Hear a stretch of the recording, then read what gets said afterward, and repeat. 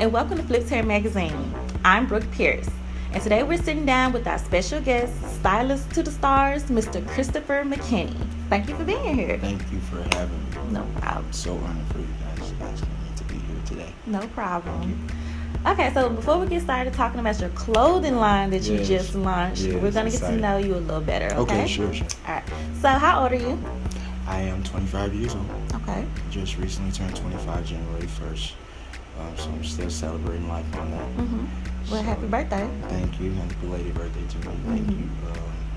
I'm honored for it. So, yeah, milestone that I reached. Okay. Yes. What high school did you go to?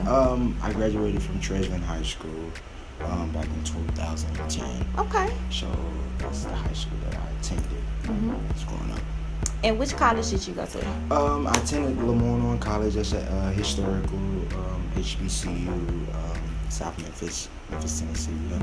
So I attended Laux College right out of high school. Right into it. And what was your experience like at Laux?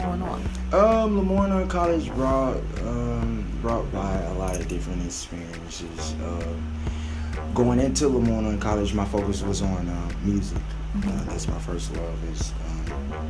My first love is doing music. I did music my whole life, and excuse me, going in to Laux College, focusing on music and knowing that music education was going to be my way out of, and not looking into fashion and as a whole marketing thing like that.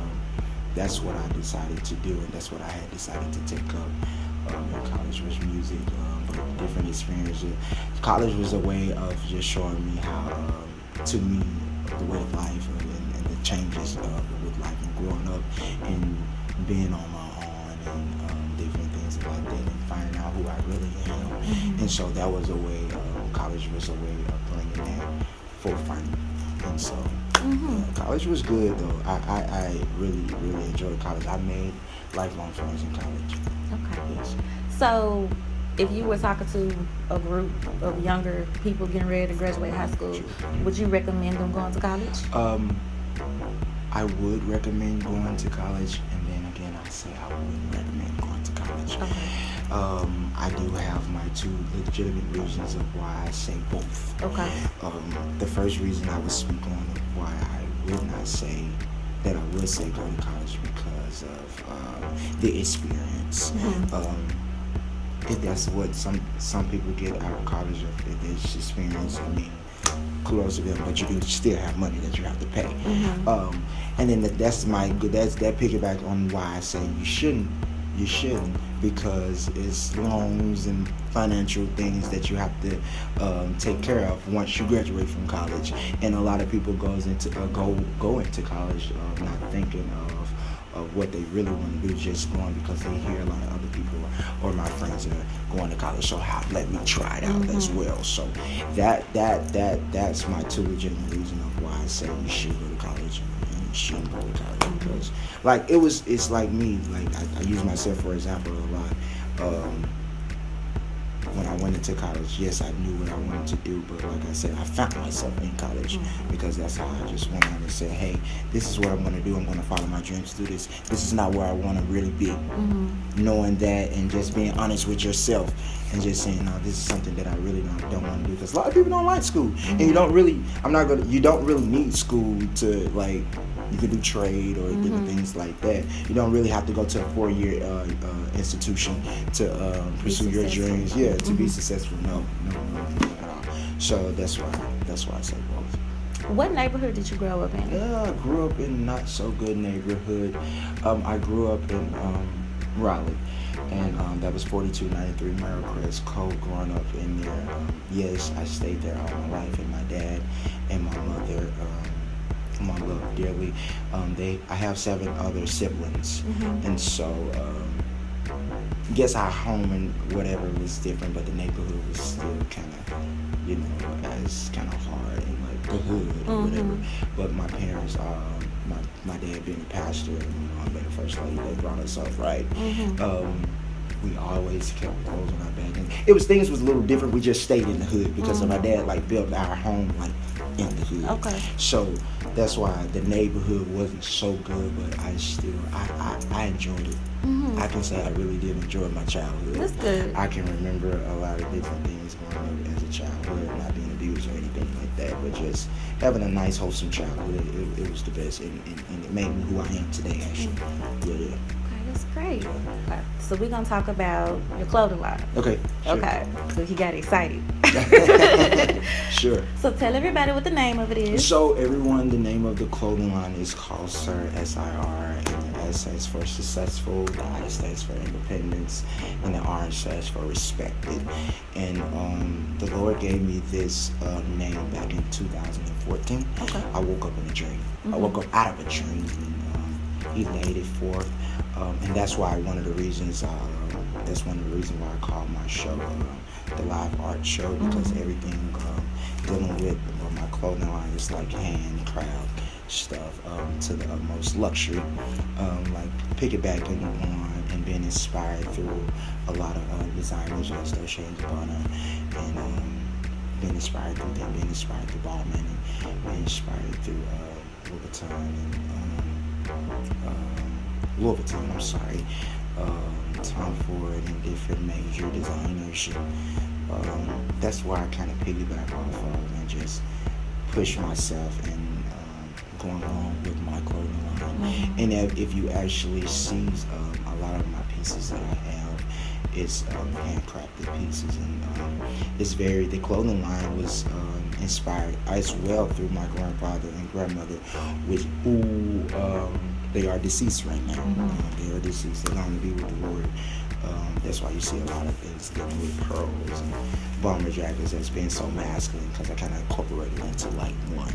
Being that my grandmother loved jewelry, being that my grandfather was a crafty man. He worked in the zoo, and he still did a lot of crafty hand stuff, building stuff, even at home. So that's where it kind of comes from. Yes, but the name is called Sir by Chris McKinnie. I also have a website. It's www.sirbychrismckinnie.com, and the Sir by Chris McKinnie is just going off like Polo is Ralph Lauren. So you have Sir by Chris McKinnie. Okay. Chris McKinnie is Sir. So it's just like a flow off like that. Yeah.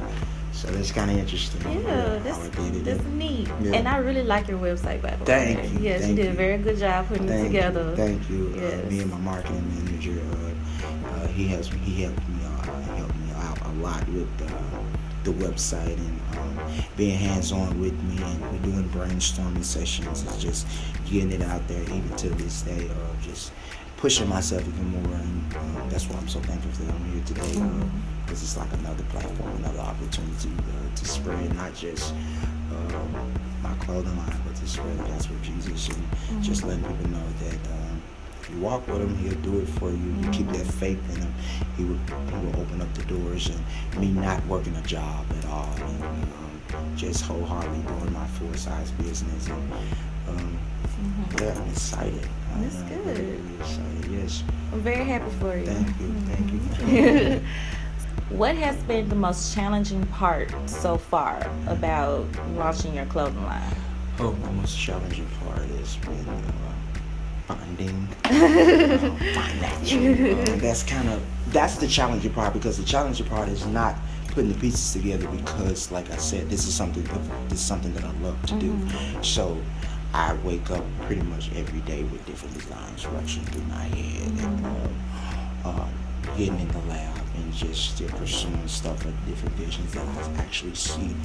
And so yeah, that would be the most challenging part about the line right now. Is pretty much just financial, and still trying to get connects where I can touch these different fabrics and making and do just yes.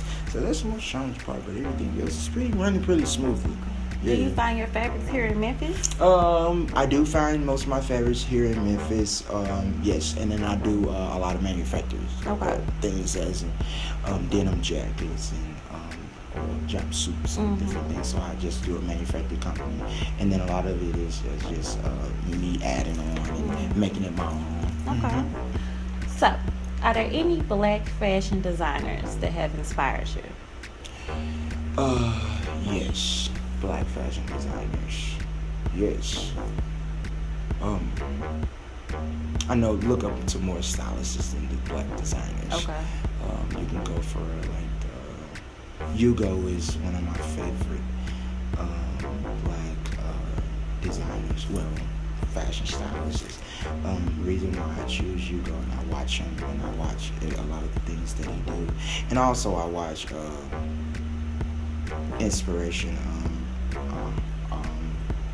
What's her name? Steve Harvey's wife, Marjorie. Oh yeah. I love her because she is from Memphis, and I was just telling my best friend today as we talk about this. I really feel that she should be a black designer because she would take it to the next level. And being that I don't know if she get invited to like Met Gala and different things of that nature, red carpet events, but I can see her passion behind it and she does it full force. But going back to Hugo, yes, it's one of my favorite designer. He's very unique. He has his own style, and not just fashion sense, but he has his own like personal style. And but I would like to say I would like to see more of people like myself and other main black designers put at the front end of given an opportunity to showcase and get their line more out there. Because if you notice, just like other people, it's not African American. No shade. No shade. No, and I love each and every designer that's out there. I promise you, I study my work. So no shade, but it's just like I'm African American, so I would love to see that more of us on that side of upscale, luxury, because those guys have the big runway, they have the big fashion, Chanel, they have the big fashion show. So I would love to see more of my people getting that opportunity outside of just BET Awards or something like that. I would want to see them as Paris Fashion Week, New York Fashion Week, on that level. Right. You're going to get there one day. Yeah. I trust God, and I believe in and I know it's coming. We're just waiting. It's gonna be good. So now I want you to give some words of encouragement. Okay, sure. To the fashion designers coming behind you. Okay, sure. Yeah, I would love to give words of encouragement. This is something that I always love to do. The words of encouragement that I would like to give to the fashion designers: do not stop. Keep pushing. Keep studying your brand. Pray to God and know that He's going to do it for you. And that's the words of encouragement that I have, because that's what I go off of. I go strictly off faith in the word of the Lord. So that's what I have for you. Don't stop. Keep pushing, even if people tell you, "Oh, that's not what it is," and, "Oh, that don't work." Follow your heart. Follow your dreams. Follow your mindset, because that's what's going to take you. The difference is going to take you there, not being the same and not being like anyone else. I have a thing on my website, and it's called No Trends, because I don't like to do, like, if you see what I have on, like, you probably won't see this like in the store. I'm pretty sure you won't, because it's custom, and I don't like to be trendy to someone else's wearing and how looking like someone else. So that's why I say keep pushing and follow your dreams, follow your heart, and know that you'll make it. Yep. All right, and that's pretty much it for this episode of Flips Hair Magazine. Thank y'all very much. I'm Brooke Pierce. This is Christopher McKinney, and we'll see y'all next time. Thank you.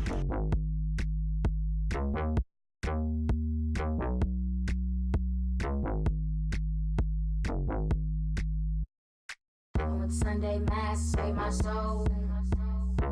Asked Jesus dance and said, "Oh no." Do he shake his ass and said, "Just go"? Hope Pharrell has a dance go, 'cause I'm about to drop the low.